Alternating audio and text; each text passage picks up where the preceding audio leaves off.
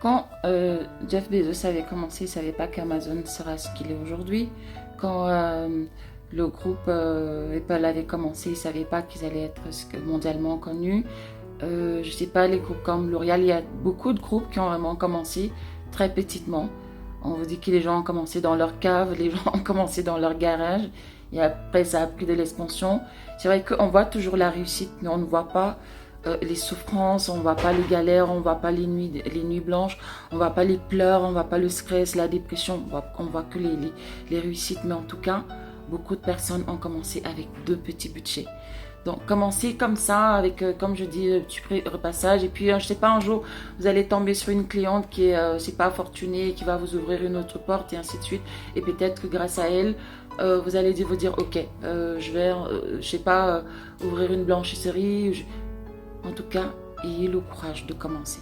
Ne tenez pas compte des railleries, des moqueries. Moi, tout le monde autour de moi m'avait dit, Annick, tu te rends compte, avec ton niveau intellectuel, machin, tes diplômes, blablabla, tu vas être femme de ménage. Je leur ai dit, mais oui, c'est ce qui me plaît. Je me sens bien là-dedans, c'est ma passion.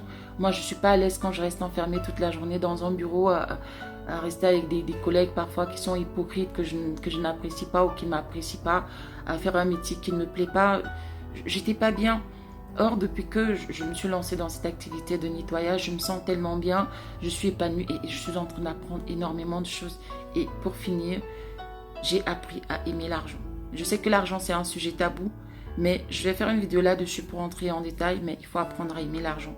Comme je le disais, plus vous allez avancer, plus vous allez découvrir les choses. Moi, par exemple, au fur et à mesure que j'avance, j'ai par exemple découvert les placements. Je m'intéresse maintenant à la bourse, pas forcément pour faire du crédit, mais pour acheter des actions.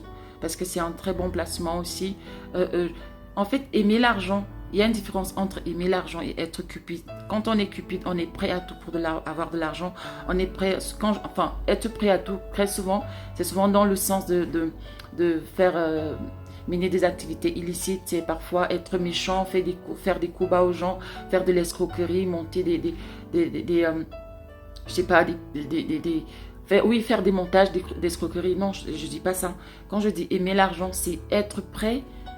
Je sais pas, vous allez voir une personne qui est prête à exercer un petit métier, être éboueur, être, je sais pas, nettoyeur de caniveau, j'en sais trop rien, pourvu qu'il ait de l'argent. C'est dans ce sens-là que je dis, il faut aimer de l'argent parce que les riches aiment l'argent.